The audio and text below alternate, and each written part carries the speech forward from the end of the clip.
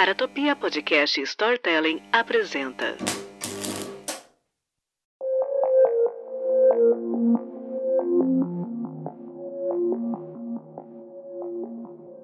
Olá, eu sou a Jay Carrillo, física que trabalha com ficção científica e nas horas vagas eu sou uma assassina em série não praticante. Esse é um grande especial que preparamos para você. O Criminologia é um programa voltado para casos reais, o famoso gênero de True Crime. Esse é o 4º episódio de 5 aniquiladores de famílias que eu selecionei. Mas você sabe o que seria um aniquilador de família? Não? O aniquilador de família é um dos tipos mais comuns de assassinatos em massa. Geralmente, é um homem mais velho da casa que está deprimido, paranoico, embriagado ou uma combinação de tudo isso. Ele mata cada membro da família que está presente, às vezes incluindo animais de estimação, podendo cometer suicídio após matar os outros, ou pode forçar a polícia a matá-lo. Dentre os vários assuntos de crimes reais, casais de serial killers e aniquiladores de família são os temas que mais me deixam fascinada e intrigada.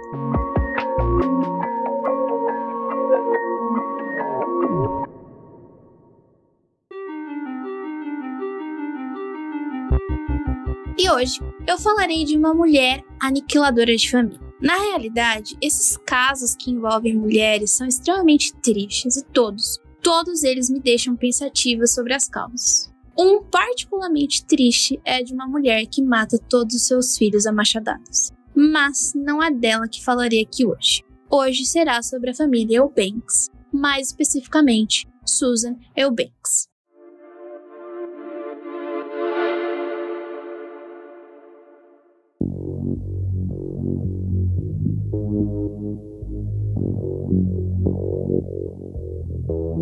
De novo, aquele clássico aviso de que, por mais que eu tenha suavizado algumas coisas, vai ter sim o discorrer sobre como as crianças foram mortas. Então, quando chegar nesse momento, esse em específico, porque vai ter um recriador de cena de crime, né, para tentar entender o que aconteceu ali na casa, eu vou avisar. Mas caso você sinta que isso causa algum gatilho, que você fique chateado, por favor, adiante e não ouça. E, de novo, este é um aviso para quem precisa dos avisos. Você que não precisa dos avisos, não é para você, tá bom?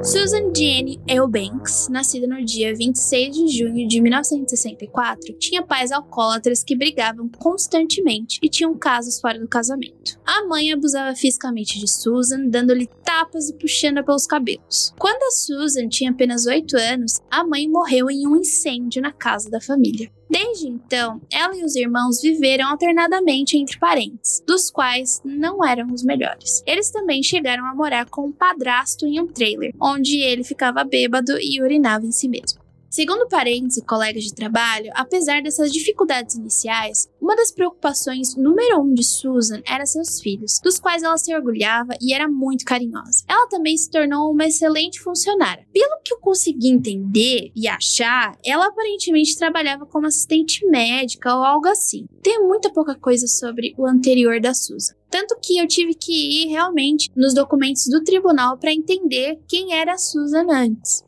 E ela também era muito aplicada nos cursos que frequentava para ser uma seguradora de consultórios médicos, após ela ter ficado afastada por causa de uma lesão nas costas relacionada ao trabalho. Mas haviam alguns sinais estranhos no comportamento de Susan. Sabe quando você só acha estranho e deixa passar? Enfim, um deles é contado pela sua irmã, Linda Smith. Um dia, a Linda recebeu um telefonema da Susan dizendo que ela tinha esfregado o rosto do sobrinho, filha da Linda, em uma fralda suja depois que ele escondeu essa fralda atrás da cama. Como a Linda ficou com muita raiva da situação, a Susan tentou ali mudar a história e disse que só fez o sobrinho cheirar a fralda como punição. Já o ex de Susan, o Larry Shoebridge, disse que, quando eles ainda namoravam e moravam juntos em 1989, uma antiga namorada dele o contatou. Essa situação deixou a Susan furiosa, tão furiosa que ela chegou a apontar uma arma na cabeça do Larry, afirmando que ela poderia fazer o que quisesse, como matá-lo. O Shoebridge, ele decidiu que esse era o fim da linha, né? Não tem como a gente continuar, amiga. Não. Ele decidiu pôr um fim no relacionamento dos dois. Só que, por conta dessa reação agressiva da Susan, ele acabou temendo pela vida dele, então ele decidiu se mudar só depois que ela saísse de casa para trabalhar. Quando a Susan descobriu onde o Larry estava morando, ela dirigiu até a casa dele e fez um escândalo. E daí ela deu no pé logo em seguida. Na época que os crimes ocorreram, a Susan morava com seus 4 filhos, um sobrinho e o seu atual namorado, René Dodson, em uma pequena casa ali em São Marcos, na Califórnia. Ela e o seu primeiro marido, o John Armstrong, tiveram um filho chamado Brandon. Após o divórcio de Armstrong, ela foi casada com o Eric Eubanks. Nessa época, ela estava grávida de Austin, filho de Larry Shoebridge, com quem ela estava vivendo naquela época. O Eric era pai do Brigham e do Matthew. O sobrinho que vivia com ela era filho do seu falecido irmão, do qual ela tinha custódia. O casamento dos Eubanks parecia estável até que a Susan sofreu esse acidente aí relacionado ao trabalho e que exigiu uma cirurgia meio complicada. Ela, então, acabou por abusar dos medicamentos prescritos e de álcool, e acabou perdendo o emprego por causa disso. E, claramente, isso acabou afetando muito o relacionamento dela com o Eric. Na realidade, eles estavam numa espécie de padrão onde sempre terminavam e voltavam. Ficava naquele vai e volta mesmo, sabe? A Susan abusava tanto da medicação que a polícia, quando entrou na casa depois de que tudo aconteceu, encontrou mais de 50 frascos de medicamentos prescritos.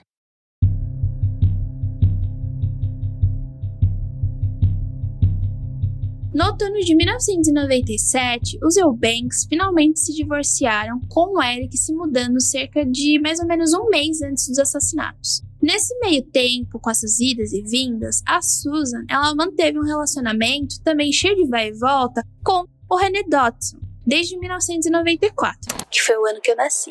E foi o Dodson que acabou se mudando para casa dela logo depois que o Eric foi embora. Para vocês terem uma ideia de como as coisas estavam bem confusas entre todos eles, do dia 13 ao dia 19 de outubro de 97, o Dodson deixou a casa e o Eric voltou para morar lá. Pouco tempo depois, o Eric saiu de lá e o Dodson voltou. Pelo que eu entendi, não era um relacionamento aberto, era realmente super confuso, eles estavam passando por alguns problemas mesmo. Mais ou menos 10 dias antes dos assassinatos, a Susan, ela trocou as fechaduras da casa. Então, ali, bem zangada mesmo, quando ela foi trocar as fechaduras, ela disse a um funcionário que conhecia o Dodson, né?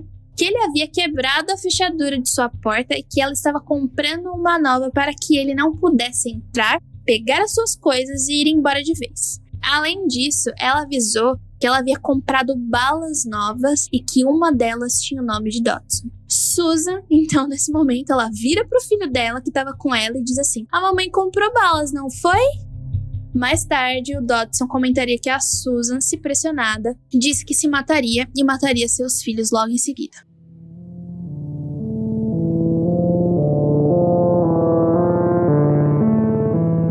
Na tarde do dia 26 de outubro, Brandon, filho de Susan, ele ficou em casa cuidando dos irmãos e do primo, enquanto ela e o Dodson foram a um bar assistir futebol. O casal pediu ali uma torre de cerveja e depois eles se juntaram com outro casal. Só que a Susan, ela era barraqueira, não é possível.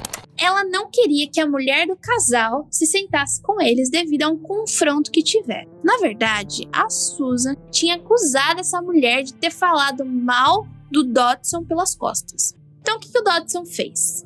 Ele é tipo uma Jay mais velha.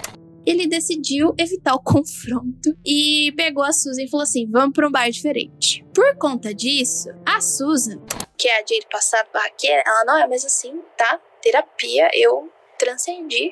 Ela começou a discutir com o Dodson quando eles saíram, reclamando que ele tinha ficado do lado dessa outra moça. Ela começou a agredir o Dodson com vários tapas enquanto ele estava ali dirigindo. Ele então decidiu que a gente não vai mais para bar nenhum, a gente vai para casa. Só que ele não verbalizou, ele simplesmente foi. Quando ela percebeu que eles não estavam a caminho de outro bar, a Susan vai lá e puxa o freio de mão do carro enquanto eles ainda estavam em movimento em uma saída da rodovia.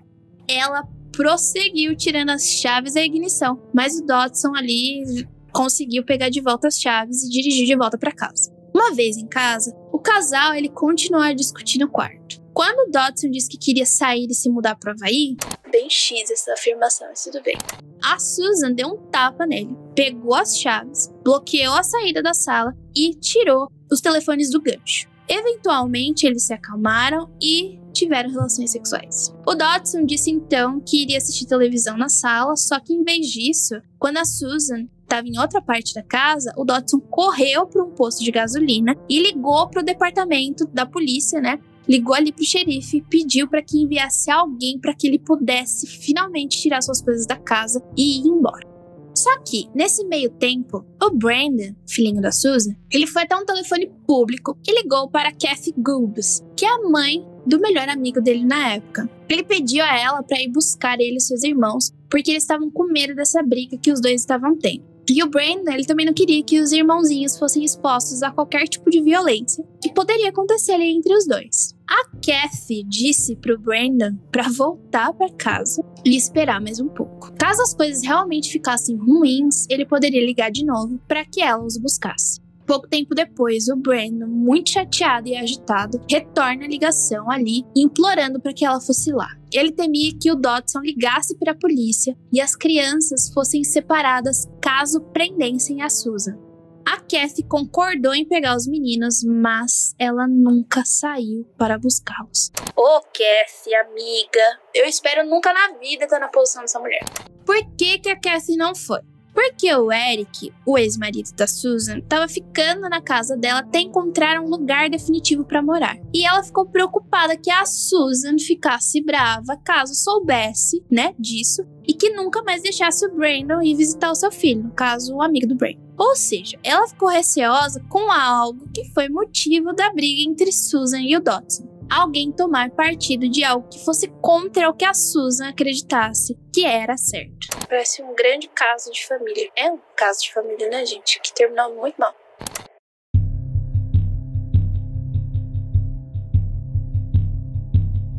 Bom, o subxerife ali, Daniel Dees, ele pegou o Dodson ali no posto de gasolina e, ao se aproximarem da casa, eles viram a Susan carregando as coisas do Dodson e perceberam que o carro tinha os 2 pneus furados e os faróis quebrados.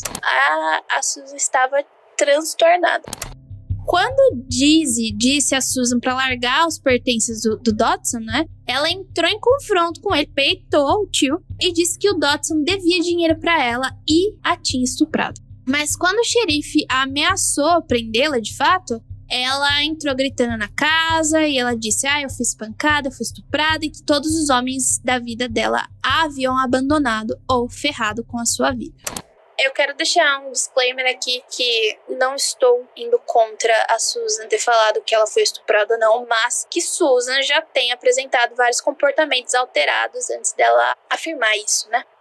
Enquanto tudo isso acontecia, o Eric, ele acabou indo até a casa da Susan. Por quê? Porque a Kathy, ela tinha avisado das ligações do Brandon pra ele. Então ele falou assim, bom, eu vou lá ver, eu vou lá na casa deles pra ver se tá tudo certo com as crianças. Depois dele saber que a Susan tava expulsando o Dodson, o Eric vai lá e fala assim, beleza, Dodson, eu vou levar você pra outro lugar, vamos pegar suas coisinhas e vamos embora daqui, eu te levo pra onde você precisa ir. Por quê? Porque o carro dele tava todo ferrado, né? Então não tinha como. Quando a Susan entra em casa, ela telefona pro avô de Brandon e depois ela liga pro Armstrong, que é o ex-marido dela no Texas. Ela disse pro Armstrong que a polícia tava lá investigando um incidente com o seu atual namorado, que ela tinha cortado os pneus do carro e tinha também quebrado o para-brisa, né? E ela também, não contente, ela colocou açúcar no tanque de gasolina. Então ela tava temendo que os serviços de proteção à criança viessem para levar os filhos. E eu acho que esse é um pensamento que ela já havia verbalizado,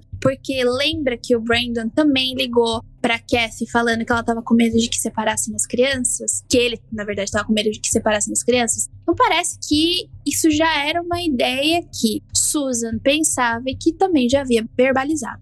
Daí ela disse pro Armstrong que o Brandon precisava ficar com ela, mesmo que isso significasse mentir.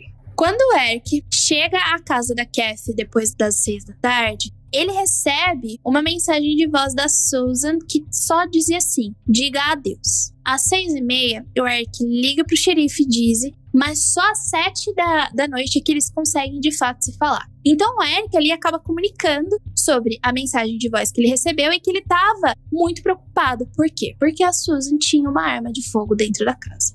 Então o Dizzy, ele vai ali e solicita uma visita na residência para ver se tá tudo certo com as crianças. Quando os policiais chegam à casa, eles ouvem soluços de pessoas chorando. E lá dentro encontraram os 3 meninos mais velhos mortos por ferimentos à bala na cabeça.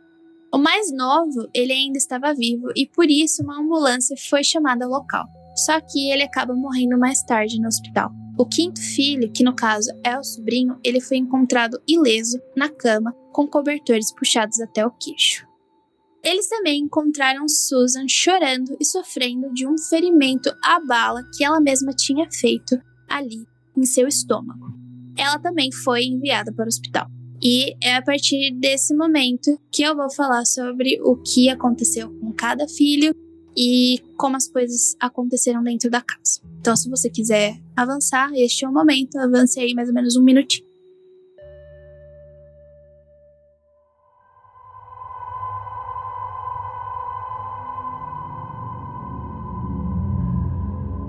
Cada filho havia levado um tiro na cabeça do mesmo revólver de calibre 38 de 5 tiros. No momento das mortes, Austin e o Brigham tinham 0,02 microgramas de Xanax no sangue, enquanto o Brandon e o Matthew não tinham nada.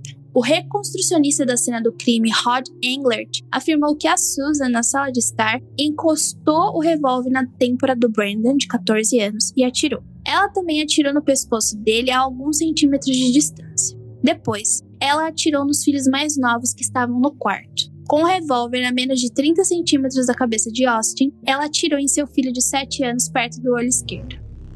Com a arma a centímetros da cabeça de Brigham, ela atirou 2 vezes em seu filho de 6 anos, acima da orelha esquerda, e outra perto da orelha direita. Com a arma perto da cabeça de Matthew, de 4 anos, ela atirou no alto da cabeça. Depois, disparou outras balas pelo quarto que atingiram uma parede e uma janela. Em algum momento, ela abriu o cilindro do revólver, retirou os 5 cartuchos usados, colocou-os em uma lata de lixo e recarregou a arma, dando um tiro em seu abdômen. Os policiais que entraram na casa logo depois do tiroteio encontraram 5 bilhetes no chão do quarto da Susan, todos com a letra dela. Eu não vou ler esses bilhetes na íntegra, porque não vale a pena, não aconselho também. Só que eu vou dizer o conteúdo que tinha nesses bilhetes para vocês entenderem como a cabeça da Susan estava funcionando. Um era pro Eric e dizia assim, que ele tinha traído ela, que ele e o Dodson tinham conspirado contra ela. E ela tinha perdido todas as pessoas que ela sempre amou. E que agora era a hora deles sentirem o mesmo. Esse bilhete também dizia que ele poderia usar qualquer dinheiro do seu caso de invalidez, no caso de invalidez da Susan, para enterrar as crianças e ajudá-las a atravessar, entre muitas aspas, o arco-íris. No bilhete para Dodson, ela escreveu que ele era o maior mentiroso que ela já teve a oportunidade de conhecer. O terceiro bilhete era pro pai do Brandon, o Armstrong, e ele dizia assim: sei que você vai me odiar para sempre, mas não posso deixar, o Brandon viver sem os irmãos dele, então eu fiz o que eu fiz. Ela também fala que ela foi forte por 25 anos e estava cansada de todas as lutas e dores. A Susan, ela também escreve os outros 2 bilhetes para sua sobrinha e irmã e tá ali se desculpando por todas as ações. Mas para a sobrinha, ela explica mais ou menos assim, que ela sabe que estava fazendo algo que ia machucar todo mundo, assim, muito mesmo, mas que ela não conseguia mais e ela não tinha nenhum desejo de continuar. Para a irmã dela, ela afirmava que ela estava cansada de ser forte e que as coisas estavam saindo fora do controle dela. Ela também inclui a data de nascimento dela e de Matthew e garantiu que os 2 estariam enterrados juntos no mesmo caixão. Ainda na ambulância, a Susan, ela recebe infusões de soro fisiológico e outros fluidos a caminho do hospital, algo que, supostamente, poderia afetar o teor alcoólico no sangue dela. Isso porque, quando o sangue dela foi testado, tinha algo em torno de 0,07%, mas acredita-se que durante os assassinatos estava algo em torno de 0,09%. ela também tinha uma quantidade significativa de Valium, que é o Xanax, no sangue dela. Um dos médicos opinou que os níveis de álcool e drogas no sangue de Susan no momento do crime teriam produzido um efeito muito significativo em seu cérebro e afetando suas emoções, percepções, julgamentos e outras funções cerebrais superiores. Só que uma outra toxicologista, ela afirmou que, baseando ali os seus cálculos e fórmulas em literatura já publicada e reconhecida, infusões intravenosas líquidas no corpo não afetam as concentrações de sangue ou drogas de maneira alegada pelo médico anterior. E daí, como eu fico um pouco confusa nessa parte de porcentagem de álcool no sangue. Eu não entendo muito, eu fico um pouco... não é que eu não entendo muito, eu nunca lembro qual é a quantidade de álcool no sangue que vai afetar. Eu nunca sei se é 0,3, 0,5, eu nunca sei. Então, o que eu fiz aqui foi explicar um pouquinho pra vocês, pra gente entender. Será que afeta ou não mais quantidade de água, tralalá, enfim. Se você tem um teor alcoólico de 0,1% no seu sangue, significa que existe uma parte de álcool para 1000 partes de sangue. Só que o álcool ele é absorvido de forma diferente por homens e mulheres. O homem geralmente tem mais água no corpo e ele acaba diluindo o álcool de forma muito mais efetiva. Se levarmos em consideração que esse mesmo homem tem 75 quilos e toma aí, umas 4 cervejas em 1 hora, sim, o tempo que você toma essas cervejas altera a porcentagem de álcool no seu sangue. Ele vai ter uma porcentagem em torno de 0,082%. Agora, se uma mulher de 60 quilos beber o mesmo que ele bebe em 1 hora, ela vai ter algo em torno de 0,123%. Ou seja, muda bastante, né? E o que sabemos aqui é que, se você for uma pessoa hidratada, a absorção de álcool no seu corpo é mais lenta. Só que o tempo que isso leva também pode alterar. E tem outra coisa, tá? O álcool, ele é absorvido pelo tecido muscular e não pela gordura. Então, quanto mais gordura você tiver, maior vai ser essa porcentagem. Outra coisa que também vai alterar esse valor é a idade, né? Porque a gente vai ficando velho e o nosso metabolismo vai ficando bem mais lento. Vale lembrar que a diabetes, fatores hereditários e intolerância a álcool também vai alterar esse valor aí.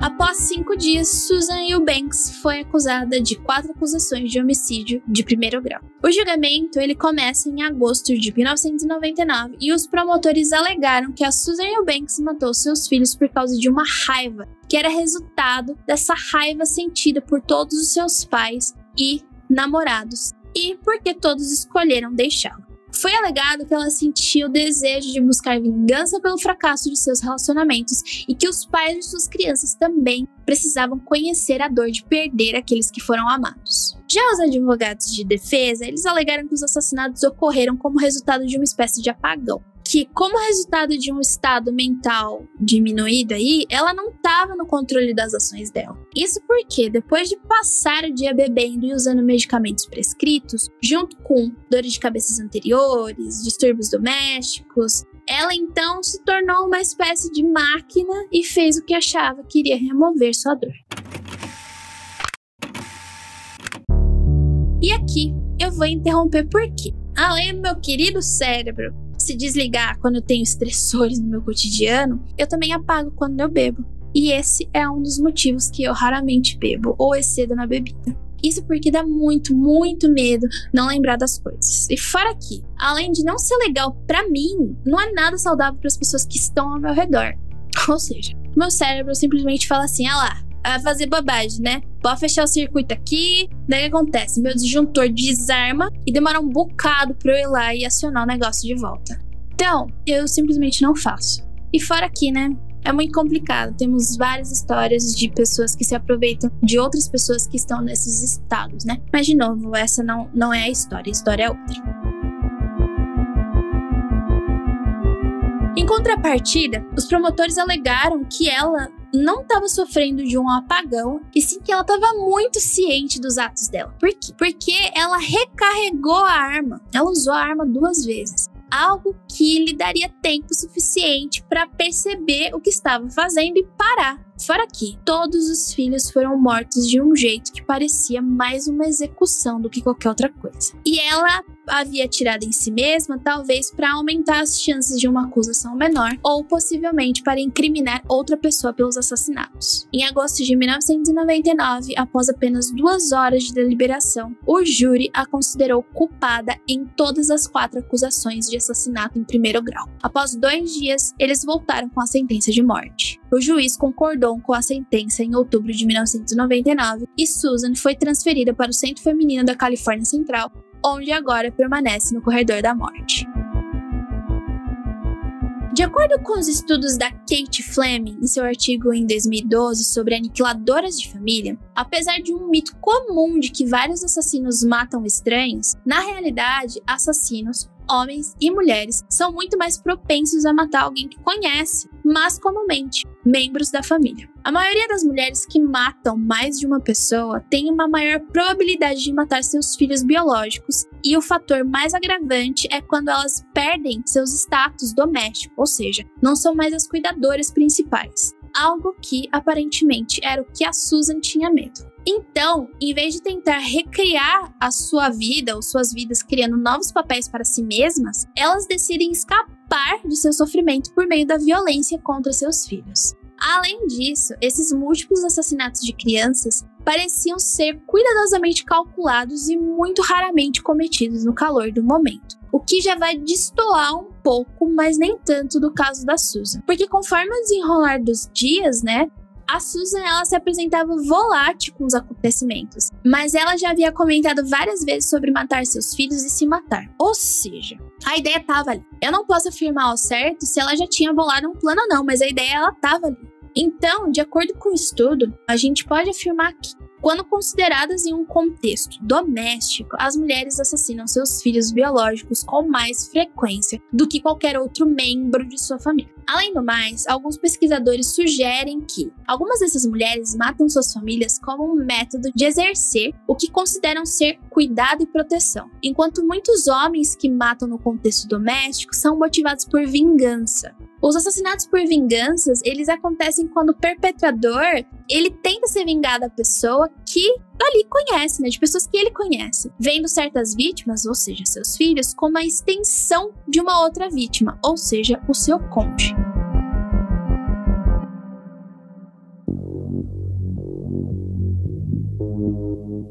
Os pesquisadores que se concentram no homicídio infantil encontraram diferentes motivos para as mulheres matarem seus filhos. Por exemplo, algumas mulheres fazem isso porque os seus filhos não foram planejados ou porque não conseguem suportar o fardo de criá-los. Além disso, essas pesquisas também sugerem que homens e mulheres matam seus filhos por diferentes razões, mas não englobam o que a gente está falando aqui hoje de aniquilações de familiares.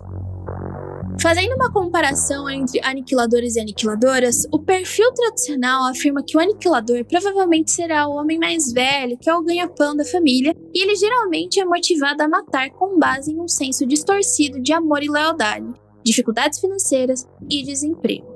Já as aniquiladoras, em sua grande maioria, acreditavam que elas estavam protegendo a família de miséria e dificuldades. Embora a maioria delas estivessem desempregadas, elas ainda eram responsáveis por fornecer necessidades diárias à sua família. Então, por mais que esses motivos sejam semelhantes, o evento que desencadeia essas atitudes possivelmente não é uma perda de emprego.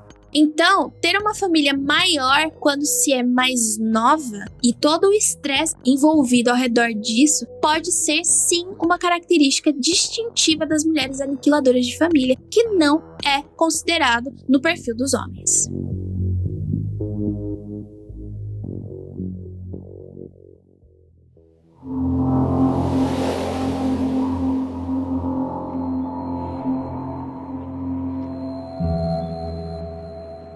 Os túmulos dos 3 meninos Eubanks repousam sobre uma tímida árvore de cânfora perto das escadas de concreto. Em vez de lápides, blocos de concreto um pouco maiores do que tijolos mostram a inicial do primeiro nome de cada garoto, seu sobrenome e o ano em que morreram. Os blocos cinza cercados por grama parada no cemitério de São Marcos parecem bem conservados, mas as letras estão desaparecendo. Os marcadores simples revelam pouco sobre as vítimas. O que podemos ler é: A. Eubanks à esquerda, V. Eubanks no meio e, em seguida, M. Eubanks. Seu meio-irmão, Brandon Armstrong, está enterrado no Texas e homenageado com uma lápide lá.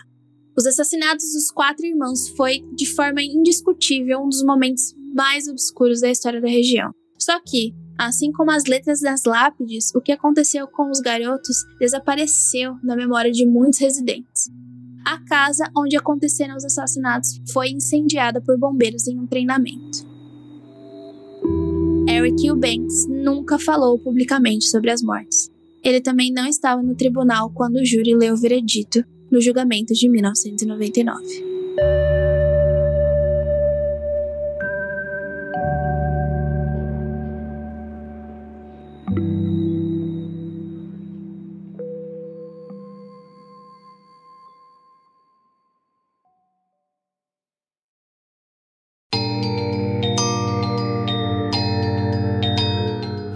Foi um episódio do Criminologia Aniquiladores de Família, uma produção para a Topia. Roteiro, pesquisa e apresentação, eu, Jay Carrillo. Edição, sonorização e trilha sonora original, Murilo Lourenço. Esse projeto ele é independente e só é possível graças à contribuição de vocês. Se você quiser incentivar esse e mais projetos, entre em apoia.se/confidencial. E com uma assinatura de R$5 por mês, você já ajuda a gente pra caramba. E é isso, a gente se vê no próximo episódio.